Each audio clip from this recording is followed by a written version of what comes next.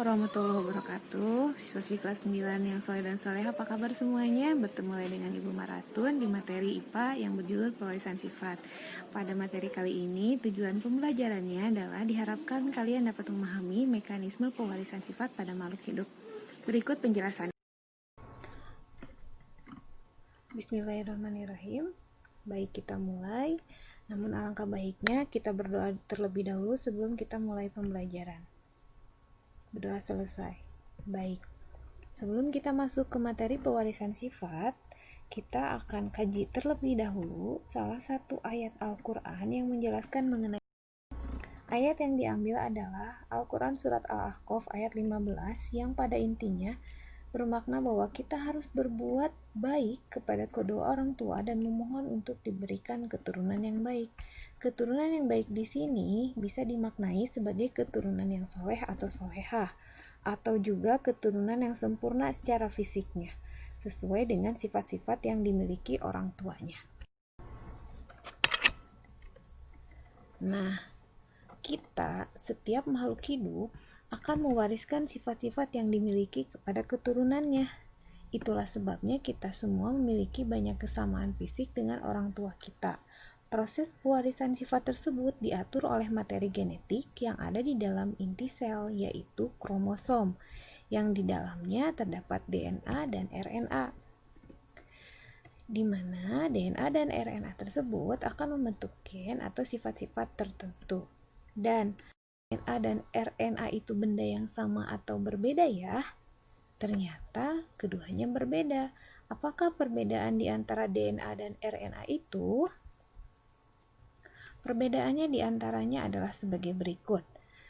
Untuk rantai polinukleotida DNA, rantainya rantai panjang, double helix, ganda, dan berpilin. Untuk RNA, pendek, tunggal, dan tidak berpilin. Untuk letaknya sendiri, DNA terletak di inti sel, kloroplas, dan mitokondria, sementara RNA selain di inti sel, kloroplas, dan mitokondria juga terletak di sitoplasma dan ribosom. Gula pentosa pembentuk DNA adalah deoksiribosa, sementara RNA adalah ribosa. Untuk basa nitrogennya, purin pada DNA adalah guanin dan adenin, pirimidinnya sitosin dan timin. Untuk RNA, basa purinnya adalah guanin adenin dan basa pirimidinnya sitosil dan urasil. Perbedaannya terdapat pada basa pirimidin. Kemudian untuk kadarnya sendiri, DNA jumlahnya tetap tidak tergantung pada aktivitas sintesis protein, sementara RNA jumlahnya tidak tetap tergantung aktivitas sintesis protein. Fungsinya sendiri untuk DNA membawa informasi genetik dan berperan dalam sintesis protein, sementara RNA berperan dalam sintesis protein. Berikutnya, kita akan membahas hukum pewarisan sifat yang ditemukan oleh Gregor Mendel. Ya, seorang biarawan dari Austria. Beliau melakukan persilangan terhadap kacang kapri atau kita mengenalnya dengan kacang ercis. Di sini, setelah mengadakan pengamatan tersebut, beliau menemukan fenomena faktor gen yang diwariskan dari induk kepada keturunannya. Adapun 7 sifat yang beliau amati dalam persilangan kacang ercis tersebut, biji warna kuning dibandingkan dengan biji warna hijau, bunga berwarna hijau dibandingkan dengan buah berwarna kuning, buah mulus dengan buah berlekuk, bunga berwarna ungu dengan warna putih, biji bulat dengan biji keriput, batang panjang dengan batang pendek, letak bunga aksial dengan letak bunga terminal. Kesimpulannya, mengapa menggunakan kacang ercis? Ternyata yang pertama adalah karena kacang ercis memiliki banyak sifat, diantaranya tadi warna bunga, bentuk dari biji, batang yang panjang dan pendek, serta yang lainnya. Kemudian mudah untuk dibudidayakan dan waktu pembuahannya yang sebentar sehingga mudah untuk mengamati. Hukum Mendel. Nah, berdasarkan percobaan yang dilakukannya tersebut, Mendel menemukan dua buah hukum. Yang pertama adalah hukum segregasi, yaitu hukum yang menyatakan bahwa pasangan alel pada induk akan memisah sehingga setiap gamet hanya membawa satu gen dari induk yang akan diwariskan ke anaknya. Lalu gen yang sudah terpisah tadi dari kedua induk tadi akan mengelompok sehingga terbentuk sifat keturunan hasil perpaduan gen induknya. Jadi misalnya begini, T besar T kecil, gen T besar akan berpisah dengan T kecil. Lalu kemudian gen T besar dan T kecil yang sudah terpisah akan bergabung dengan gen dari pasangannya sehingga terbentuk individu baru seperti T besar T besar, T besar T kecil, dan T kecil T kecil. Nah, selanjutnya sebelum masuk ke materi persilangan, kita harus tahu dulu istilah-istilah dalam persilangan.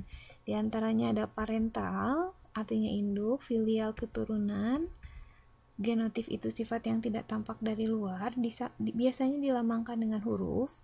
Kemudian fenotip sifat yang tampak dari luar seperti warna merah, putih, tinggi, pendek, dominan, yaitu sifat yang lebih kuat atau yang banyak muncul pada keturunan, biasanya disimbolkan dengan huruf kapital. Resesif sifat yang lebih sedikit atau lemah muncul pada keturunan, biasanya ditulis dengan huruf kecil. Intermediate yaitu sifat yang sama-sama kuat muncul pada keturunan. Homozigot yaitu pasangan alel sejenis seperti A besar, A besar, A kecil, A kecil, dan heterozigot adalah pasangan alel yang tidak sejenis, misalnya disimbolkan dengan A besar, A kecil. Untuk materi pewarisan sifat di kelas 9 SMP, cakupan pembahasannya hanya meliputi persilangan monohibrid dan persilangan dihibrid. Persilangan monohibrid sendiri artinya persilangan dengan satu sifat beda, di mana sifat resesif terkalahkan atau tertutupi oleh sifat dominan. Contohnya, tumbuhan berbunga kuning disilangkan dengan tumbuhan berbunga merah. Sifat yang ditonjolkannya warna dari bunganya. Kemudian wanita berambut keriting dikawinkan dengan laki-laki berambut lurus. Sifat yang ditonjolkannya hanya satu, yaitu tipe rambutnya. Untuk lebih jelasnya kita lihat contoh soal. Tanaman berbatang tinggi dominan T besar disilangkan dengan tanaman berbatang rendah T kecil. Bagaimanakah perbandingan keturunannya sampai pada F2? Terlebih dahulu kita tulis dulu parentalnya, yaitu batang tinggi dan batang rendah dengan genotip T besar, T kecil. Dan gametnya T besar dan T kecil. Diperolehlah keturunan pertamanya atau F1-nya, yaitu T besar T kecil dengan sifat fenotip tinggi. Lantas, bagaimana keturunan keduanya? Kita silangkan F1 sesamanya sebagai parental kedua, yaitu T besar T kecil disilangkan dengan T besar T kecil. Sehingga diperoleh gamet T besar dan T kecil, dan nanti di sini kita akan memperoleh keturunan keduanya yang ditampilkan.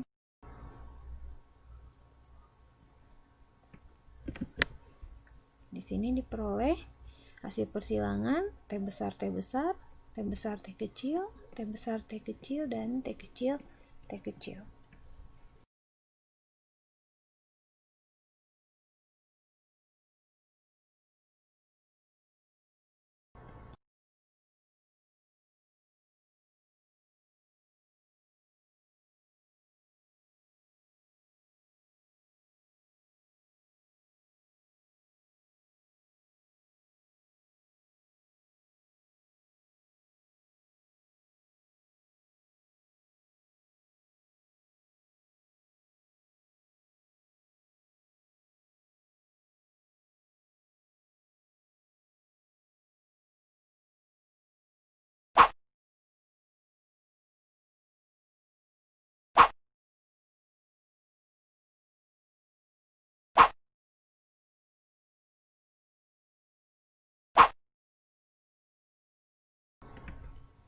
Dari hasil persilangan tadi diperoleh perbandingan genotipnya, yaitu T besar berbanding T besar T kecil dan T kecil. Jumlah perbandingannya 1 banding 2 banding 1.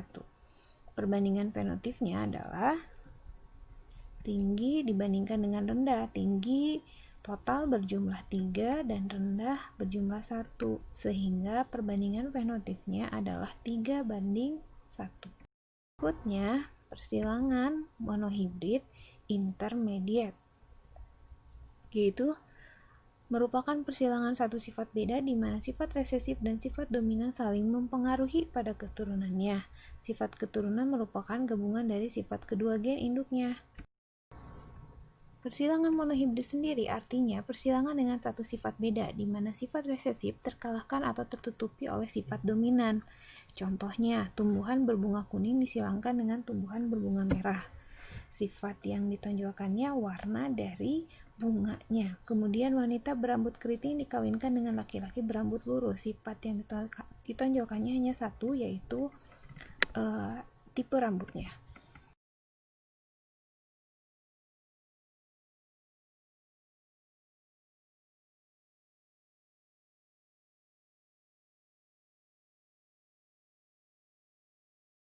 Kita lihat tabel berikut ini.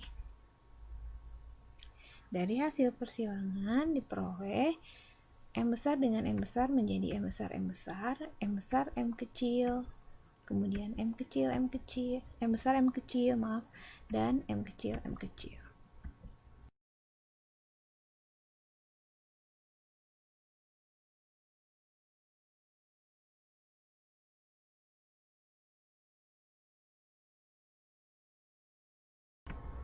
Dari hasil persilangan tadi diperoleh perbandingan genotipnya antara M besar berbanding M besar M kecil dan M kecil M kecil dengan nilai perbandingan 1 berbanding 2 berbanding 1. Dan perbandingan fenotip dari hasil persilangan tadi adalah merah berbanding ros berbanding putih dengan nilai perbandingan 1 banding 2 banding 1.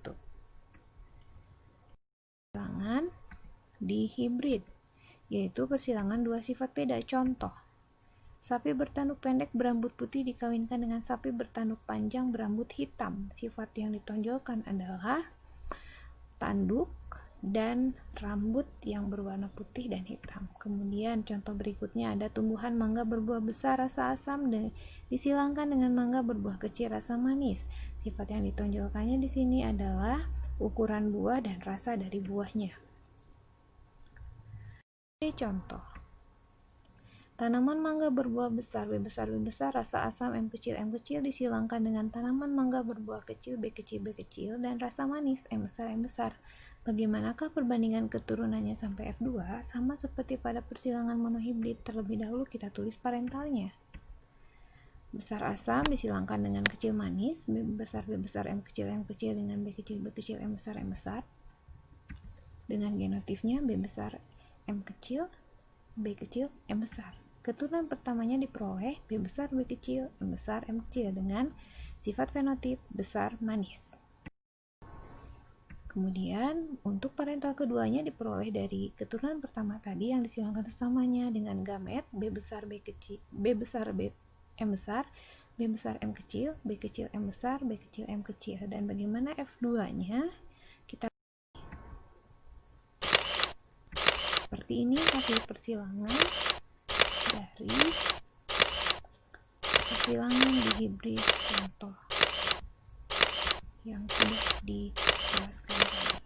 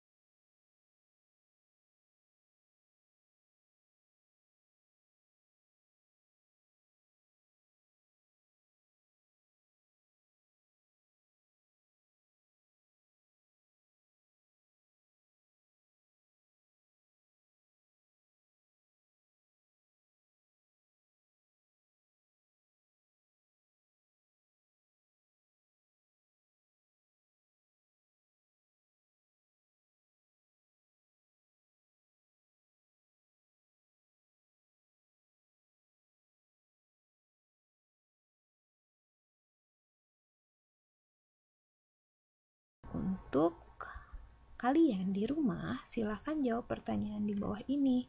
Tolong dikerjakan di buku tugas kalian, lalu difotokan hasilnya dan kirimkan melalui aplikasi Google Classroom.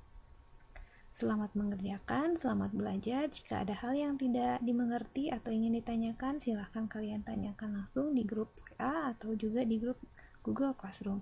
Terima kasih atas perhatiannya. Sampai bertemu lagi di pertemuan berikutnya. Wassalamualaikum warahmatullahi wabarakatuh.